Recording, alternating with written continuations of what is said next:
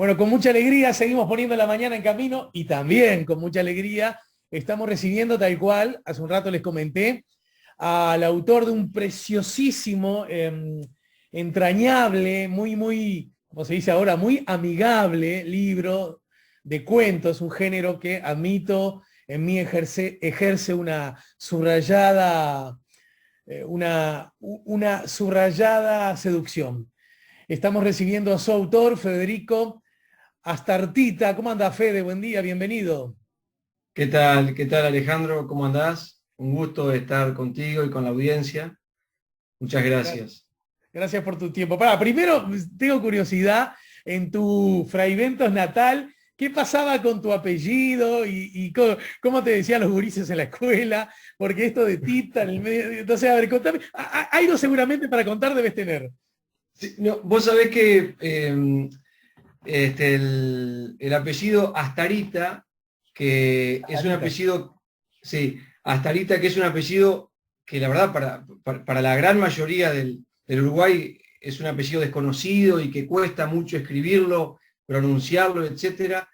En Fraiventos todo lo contrario, porque mi familia, mi bisabuelo, desde el año 1900 fundó un comercio y estuvo casi un siglo abierto, pasando de generación en generación, y es un apellido que se ha pronunciado muchísimo a través de los O sea años. que los Astarita en Fraiventos tienen, digamos, su trazabilidad.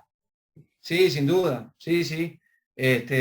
Mi bisabuelo llegó bueno, llegaron desde Italia a Argentina, después de Argentina fueron para Fraiventos y ahí crearon una familia numerosa, y un comercio que en un principio se llamó A la Ciudad de Fraiventos, como una especie de homenaje a esa ciudad, que venían de esa vieja apasionada a las guerras llamada Europa, ¿no? Claro, claro. Pero vos me decís que el comercio después llevaba el nombre Claro, de después ustedes. pasó a llamarse Casa Astarita, sí. Bien ¿Y qué vendía? de, ¿Qué se podía comprar en la casa Astarita? se podía comprar Pará. desde, ¿Qué no se podía comprar? claro, claro, eso más bien, sí, sí. Comenzó siendo una pequeña sastrería, mi abuelo era sastre y después, bueno, pasó vendiendo ropa, artículos de bazar, telas, supermercado, este, de todo un poco. ¿Y hasta cuándo tuvo sus puertas? Perdón, ¿existe todavía? No, no. Cerró en 1994. Sí. Llegó a tener su época de esplendor con lo que fue el frigorífico Anglo en Fraiventos en su mejor momento, década del 50, 60, y bueno, y ahí se expandió, tuvo sucursales en Mercedes, Nuevo Berlín, Guichón, Paysandú, Salto. Deduzco entonces, no me hagas la gran uruguaya, deduzco entonces que la de ustedes fue una familia, por decirlo así, de capa media alta, ¿no? En ese contexto. Sí, sí. ¿O me vas a hacer la gran Cuando uruguaya? No, no, no, no, no, para nada, no, no. Además, como yo lo digo siempre, lo bueno de los pueblos es que en los pueblos somos pocos y nos conocemos todos. Mi abuelo arrancó, mi bisabuelo arrancó de cero. Mi abuelo también, incluso cuando cumplió 18 años, se fue a vivir en esa época, 1930, ¿no? Se fue a vivir a Buenos Aires. Solo sabía hacer una cosa, que era tocar el piano de autodidacta, y empezó a tocar el piano en algún cabaret de noche, en el Armenonville, llegó a tocar el piano, ¡Apa! y, sí, y después logró ingresar a las tiendas Harrods que había en Buenos Aires, había una Claro. gigantesca, Sí, y la ahí, bueno, emblemática que está en la calle Florida, cuyo edificio, un cadáver hace decenas de años, sí, todavía permanece, ¿verdad? sí, sí, creo que es un edificio de 5 pisos. En su época fue impresionante. No sé si no fue de las primeras sucursales de Harrods, o sea, fuera de Inglaterra, en el mundo, la de Buenos Sí, Aires. las Y bueno, famosas y ahí tiendas de conocí. departamentos, ¿no es cierto? Internacional, Claro, Macy's en Nueva York, esas de exacto. muchos pisos. Sí, sí. Y yo creo que en el año 82, cuando yo por primera vez fui a Buenos Aires, ya tenía casi 17 años, cuando la tablita se rompió. Vos sos muy joven, no te acordás de nada de No, esto. no, pero sí, 82. Sí, sí. Sí, sí, vos sos del 75, ¿no? Sí. Entonces, yo recuerdo haber entrado allí a esa tienda, pero después, sucesivamente, en la infinidad de viajes que he hecho a Buenos Aires constantemente, año a año, varios por año, nunca ha dejado de llamarme la atención cómo ese esqueleto no ha podido, seguramente hay barreras de carácter legal, vaya a saber, no, en plena peatonal Florida, no ha podido resignificarse en algo más. Creo que había un proyecto en el último tiempo, pero la verdad que no tengo idea en qué anda.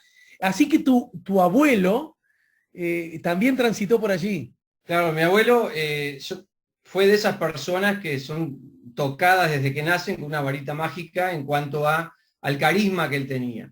Ese carisma natural se vio incrementado con conocimientos en jarros. Bueno, seguíamos charlando, Fede, ahora que me parece que retomamos la charla con normalidad acerca de la peripecia de tu abuelo. Y se entrecortó cuando nos contabas que a los atributos naturales de tu abuelo le había agregado ese conocimiento adquirido en Harrods, ¿no? Sí, Y hasta ahí claro, había quedado. A ver. él tenía un carisma impresionante. La verdad que yo no lo conocí, pero él me conoció a mí porque él falleció cuando yo tenía 3 años, entonces lamentablemente no lo recuerdo, pero además de ese carisma natural del que estábamos hablando, adquirió muchos conocimientos de cómo funcionaba una tienda por departamento. Bueno, Y permitime sugerir además, a lo mejor te inhibe por ser alguien de la familia, que a ese carisma seguramente se le suma una capacidad enorme de absorción de conocimientos, ¿no? exacto, sí, sí, sí. Y de conocer y de escuchar mucho y de conversar mucho y conocer mucha Ah, gente, no solo en la tienda, sino en la noche. Eso le dio, ¿cómo decirlo? Le gastó muchísimo la suela para bien. Y entonces, bueno, cuando estaba trabajando ahí en Jarros y mi bisabuelo, su padre, lo llama, le manda una carta desde Fraiventos, ¿no? Y le dice que bueno, que tenían pensado irse a vivir a Montevideo porque los hermanos de él, había uno que quería estudiar escribanía, la otra química farmacéutica, y a ver si podía irse un par de días hasta Fraiventos a ayudarlo con la liquidación de la sastrería, en ese momento seguramente una tiendita. Y bueno, mi abuelo va y cuando vuelve al pueblo, si bien la situación comercial era muy mala, porque ahí el frigorífico no estaba funcionando a pleno, digamos, ¿En qué año estamos ahí más o menos? y ahí estamos en el 30 y poco, Bien. 35, y bueno, pero digamos que volver a su ciudad, ver que iba a cerrar su padre eso, lo cargó de muchas emociones y le dijo, papá, vos andate a Montevideo, que yo creo que no cierro y voy a Yo, seguir. yo me encargo. Yo me encargo. Era él y 2 más. Y pará, Incluso hay ¿y tu abuelo ya conocía a la que después iba a ser tu abuela y por lo tanto los padres de tu papá? la conoció ahí Ahí está. cuando vuelve la conoce, y bueno, forma una familia pequeña, o sea, para lo que era la familia mi bisabuelo tuvo 5 hijos varones y 3 mujeres. De los 5 varones, solamente uno tuvo un hijo varón, que fue mi abuelo, tuvo a mi padre. O sea, es un apellido que increíblemente se ha ido. Hoy en día los únicos Astarita varones somos mi hijo y yo, en Uruguay, no en Fraiventos. Pero pará porque la charla me está apasionando, pero pará, porque ¿qué pasó con los otros 4 hermanos de tu abuelo? ¿No tuvieron hijos? No, el más chico de ellos, Ricardito, falleció con 7 años ahogado Sí, en Fraiventos. sí. Después otro mayor tuvo un accidente de tránsito siendo ya, cuando estaba a punto de casarse. y los otros dos tuvieron, pero hijas mujeres. Entonces, claro, el apellido se fue perdiendo. Pero bueno, estamos en eso, que mi abuelo vuelve y arranca con un montón de ideas y de un dinamismo fuera de serie. Che, Federico, tenés que escribir sobre todo esto, tenés que hablar con Carmen Galuso, porque es apasionante el cuento, es apasionante además, ya advierto ciertas cualidades de tu gente, de tu familia, porque me da la sensación que, como buena narración, y ahora vamos a dedicar algunos minutitos a tu libro. Igual estoy seguro, no te conozco, que a tu corazón y a tu alma le hace bien recorrer esos espacios familiares, que no es otra cosa que recorrerte a vos mismo, y ese hilo invisible pero fuerte que une a tu bisabuelo con tus gurises, ¿verdad? En fin. No, pero sabés, Alejandro, que cuando vos me preguntabas por todo esto, es como vos decís, me gusta mucho porque además vivimos épocas de todo tipo, o sea, cuando yo era niño y me crié, en la época en que mi abuelo ya había fallecido, que Claro. era don Luis Astarita y había uno solo, eh, y ya en esa época, además de él no estar, el Anglo ya no estaba trabajando y Fray Bentos había cambiado increíblemente, y esa tienda que él logró crear, que era como un shopping en Fray Bentos de 2 pisos y no sé cuántos metros cuadrados, llegó a tener más de 100 empleados directos. Comenzaba el tiempo de las boutiques, que con un empleado, y bueno, y ahí arrancamos una etapa que, a decir de mi padre, fue, íbamos en cuesta baja y con piñón fijo. Tu padre, que es de algún modo el responsable de tu vínculo con los libros en general, Claro, en particular, ¿no? la vida de mi padre fueron los libros, sí, una persona que desde que leyó, siendo un adolescente, Los Tres Mosqueteros de Alejandro Dumas, quedó prendido. Empezó de ahí ya a aprender sobre la historia de Francia, no solamente, ya estaba aprendido de antes con los libros.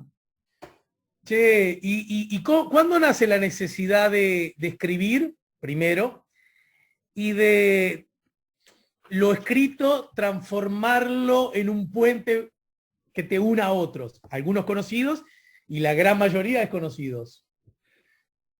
Es una respuesta que tiene un montón de flechitas o de ramas, ¿no? Porque fecha precisa no hay, pero yo creo que todo arranca con la suerte de que tuve de crecer en una casa con muchos libros. Sí. Además del tema de la lectura, también el tema del gusto por la charla, por conectarse, por escuchar a la otra persona. Y por la observación, muy observador de detalles que a veces, por el hecho de que parecen muy cotidianos, no tienen importancia, ¿no? Entonces, bueno, yo creo que... Aquellas pequeñas cosas de las que hablaba Serrat, ¿no? Son Exacto. aquellas pequeñas cosas. Aquellas pequeñas cosas, sí. Y bueno, un día se me dio por acordarme de una anécdota que tuve en el liceo de Fray Bentos, y la escribí cortita, porque la mayoría de los relatos son de 2 hojas.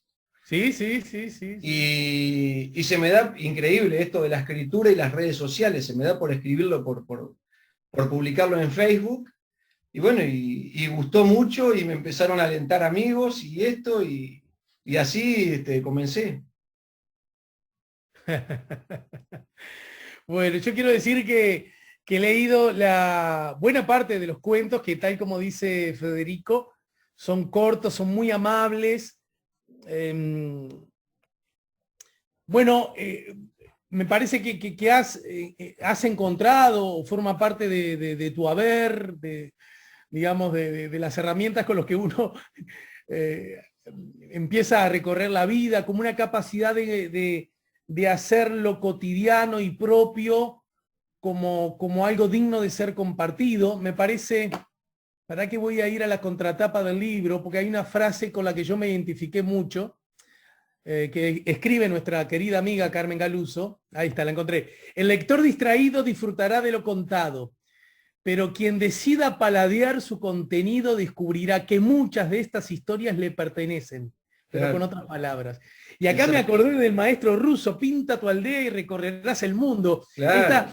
Esta idea de que todo nos pertenece a todos, ¿verdad? Y eso me esa parece... frase famosa de Tolstoy, yo incluso en un cuento que se llama Pueblos, yo la comento.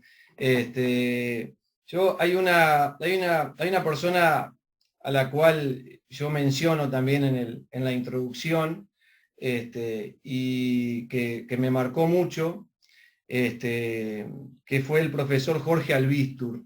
Me encantó lo que dijiste además de Jorge, esa definición: prefiero ser recordado como un profe que escribe y no como un escritor que da clases, ¿no? Eso da la pauta de lo que era Albistur, en estos tiempos que al parecer los que más venden son los que más saben venderse, y a Jorge no le interesaba saber venderse, le interesaba hacer. Y Jorge, justamente, yo compartí muchos años, los últimos años de él, los compartí en un taller que, más que alumnos, como él decía, éramos amigos que juntos íbamos nutriéndonos, y él con esa humildad, pero también sabiduría que tenía, que es la mejor, él dijo que en la cultura de hoy manejamos mucho más información que posesión, lo cual es cierto.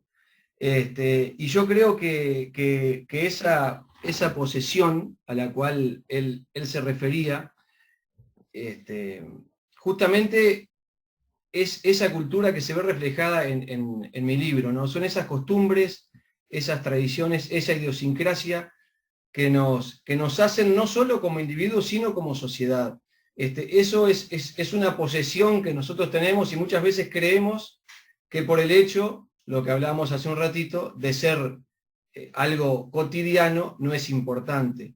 Claro. Y pasa por ahí. En el libro hay muchas, hay anécdotas vivenciales, otras no tanto. Hay muchas que son para sacar una sonrisa, aunque también pasa por eso que leíste recién, que comentaba Carmen en su frase, ¿no? Pero también me gustó eso que vos contás acerca de que la gente te pregunta: ¿y esto ocurrió? ¿Y esto fue cierto? Y no lo voy a citar vos, lo vas a citar vos. ¿Qué respuesta tenés a esa pregunta habitual? Sí, y bueno, eso es algo bien de los pueblos en general. Incluso me llaman y me dicen: escúchame, el del cuento tal, es fulano, ¿no? Y le digo: no, pero si estás hablando de un tipo alto, que tiene manos grandes, tiene que ser fulano, que vive a la vuelta de la esquina de tu casa. Pero me gustó eso que señalabas, que en definitiva, igual que la vida, la construcción literaria está llena de ficción. Entonces, claro, ¿dónde ponemos los verdaderos límites? Sí. Son un tanto imprecisos, ¿no? Sí, es así. Sí. Esa fue una frase que puse en la introducción y que no la tenía, y que me salió en el momento y me gustó mucho. Y bueno, hasta dónde no es ficticio o sí. Hay una... Me acuerdo que Albistur también comentaba en las clases, refiriendo a esto que vos hablaste hace unos minutos en cuanto a la importancia del cuento corto. Dice que Borges decía, mirá quién, Borges decía que lo más natural que tenemos es el cuento corto. El cuento corto es lo más ancestral. Ustedes imaginen, el tipo está viviendo en una caverna, volvía de la casa, estaban un rato juntos de noche y estarían al lado de un fuego. Ustedes imaginen que en ese momento empezaban a contar lo que había pasado en el día, y pensando en que para él la novela no era tan natural, imagínense un tipo de esos sentados alrededor de un fogón, decía: bueno, les voy a contar esto y no termino. sigo mañana. Entonces decía, no, es el No te cuento escucho, corto. no te escucho más, salí. Claro, entonces es el cuento corto lo más natural, lo que empezó en No, el no lo fogón. escuchen a Federico que demora mucho en terminar los cuentos. Está bien. Y bueno, y otra que me encanta a mí, que yo se la comenté a Carmen, esa frase de Cortázar que dice, claro, la novela gana por puntos, pero el cuento corto gana por nocaut. Y bueno, y eso es un poco, esa frase refleja el desenlace que tienen estos relatos cortos, estas historias. Bueno, yo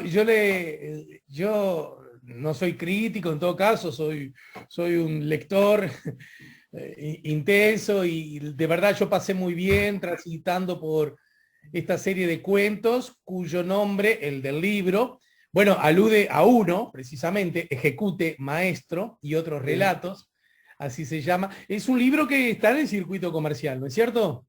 Sí, está en todas las librerías, según me dijo Carmen, y si no lo encontrás en alguna, te lo piden, Tenés que Editorial pedirlo, tenés Rumbo. que pedirlo porque además Gusi seguramente los entregará de inmediato. Un detalle que me quedó por transitar contigo, de los tantos que nos quedan pendientes y que ameritarán próximos encuentros, es el manojo de cuentos fueron la suma de distintas expresiones creativas de muchos momentos tuyos o son fruto de un momento específico. Y te diré que digamos que se escribieron en un año y medio. Okay. O sea, no son de hace. El tema es que, bueno, que la memoria es la que trabaja. Obvio. ¿Y en qué andas ahora? Porque me parece que esto arrancó bien, me da la sensación, y me parece que va por más. Bueno, por lo pronto ya te hice un pedido. Sí. Bueno, me encantaría. Ahora justo este libro salió hace menos de un mes, entonces estoy ahora, no he escrito nada nuevo, pero bueno, lo que tengo que seguir es escuchando, conversando. Ahí está todo. Bien, muy bien. Te mando un abrazo grande, Fede. Me dan ganas de seguir conversando contigo. Ya encontraremos la forma y el lugar. Vos te viniste a Montevideo para tus estudios. ¿Te quedaste en la San Felipe o volviste a Fray Bentos? No, yo volví a Fray Bentos en 2001. Yo fui a estudiar a Montevideo. No encontré la vocación, digamos. No terminé los estudios. No apareció el abogado. No, era Relaciones Internacionales. Ah, bien. Pero en la Facultad de Derecho era que se estudiaba y se estudia. Y hay muchas materias en común con abogacía y con escribanía. Y volví a Fray Bentos en 2001. En 2008 me casé. Mi señora vivía en Punta del Este. Acá tenemos a los nenes y bueno, yo una semana al mes estoy en Fray Bentos, que es el lugar del cual nunca me fui. Dicho con orgullo, ¿no? Con orgullo a mí, yo considero un orgullo decir que soy de pueblo y que soy de Fray Bentos. Déjame, ya que dejás la plataforma armada, me cuesta mucho hacer este cuento porque evoca a alguien que yo admiré y quise mucho y que nació en tu pueblo y que sintetiza cosas maravillosas para mí de la humanidad con esta frase. El querido Nino Tenuta, el gran actor uruguayo, nacido en Fray Bentos y que desarrolló buena parte de su carrera en Teatro El Galpón, en el marco del autoritarismo uruguayo y de la dictadura. Él debió abandonar Montevideo y se fue a Buenos Aires, donde hizo una carrera espléndida. Y el Nino Tenuta siempre decía que él se acostumbró desde muy pequeño a ver cómo personas de otros países, de otros sitios y con otras lenguas, venían a vivir a su pueblo, ¿no? Y él siempre, en más de una oportunidad contó, y tuve el honor de que en más de una oportunidad me lo contara a mí, en charlas privadas, personales, él decía que su madre siempre le decía, cuando te encuentres con una señora o con un señor extranjero que no le entiendas, vos sonreíle, porque esas personas están lejos de sus casas y seguramente están extrañando mucho, y es bueno que cuando lleguen al lugar nuevo se les reciba con una sonrisa. Y, y bueno, Y Fray Bentos tuve tiene ganas mucho de eso. Fray por eso, Bentos tiene mucho de eso, claro. es que justamente. Si uno, Fray Bentos es en Uruguay hay solamente 2 lugares que son patrimonio histórico de la humanidad. Está Colonia de hace muchos años y hace unos pocos años está Fray Bentos y toda esa zona del frigorífico. Uh-huh. Y en el Museo de la Revolución Industrial, que recomiendo a los que no lo conocen, que vayan, que visiten Fray Bentos y que visiten ese lugar, están todas las nacionalidades de las personas que fueron a trabajar al Anglo, es impresionante.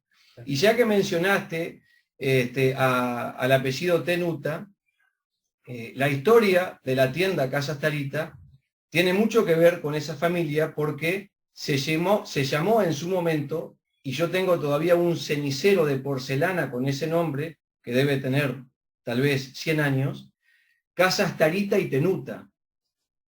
Eran socios los Astarita y los Tenuta. Se llamó Casas Tarita y Tenuta. Pero y el actor argentino, al cual hacías referencia, escribió un libro. Es uruguayo, es uruguayo. Ah, es uruguayo, sí, claro, es uruguayo. Escribió un libro hace muchos años que se llamó Antes de que me olvide. Claro. Y ahí cuento un montón de anécdotas. Mi padre me dijo que ese libro existía y que ahí Tenuta hacía referencia a una pelea que hubo entre las 2 familias que terminó pasando a ser solo Casas Tarita de esa tienda. Ah, mirá vos, sí. Esas peleas de antes. Entonces me dijo, algún día papá falleció y ahora con esto de internet yo descubrí ese libro, lo compré, leí, me enteré de cosas de parentescos que no conocía. Obvio. Y me comuniqué, después de más de un siglo de discordia, entre comillas, me comuniqué con Máximo Tenuta, con quien tengo... su sobrino, un amigo personal. Bueno, y con quien he charlado mucho y con quien me quiero juntar, que ahora con esto de la pandemia, yo sé que él está viviendo por la Costa de Oro. Sí, pero lo tenés a tiro ahí vos que estás en Maldonado, así que sí, estamos cerca, la verdad que me gustaría. Che, brutal esta charla en que terminó, viste vos, ¿no? Sin haberlo previsto. Bueno, yo tuve el honor de que parte de ese libro, el Nino Tenuta me lo contara, no como quien está leyendo el libro, esas historias, porque era una maravilla. Anécdotas, increíble. Ese hombre, la forma en que te contaba, un ser maravilloso, bueno, en fin, le tengo aún vigente y siempre renovado aprecio. Bueno, Fede, la dejamos por acá. Te mando un abrazo grande. Bueno, Alejandro. Te agradezco mucho tu tiempo, te felicito por Ejecute Maestro y otros relatos, y a los oyentes les recuerdo que está editado por Rumbo. Federico Astarita, su autor, nos ayudó a poner La Mañana en Camino. Hasta luego y saludos a todos por allá. Saludos a la audiencia, un abrazo grande para vos. Gracias. Estamos en el 98.7, estamos poniendo La Mañana en Camino.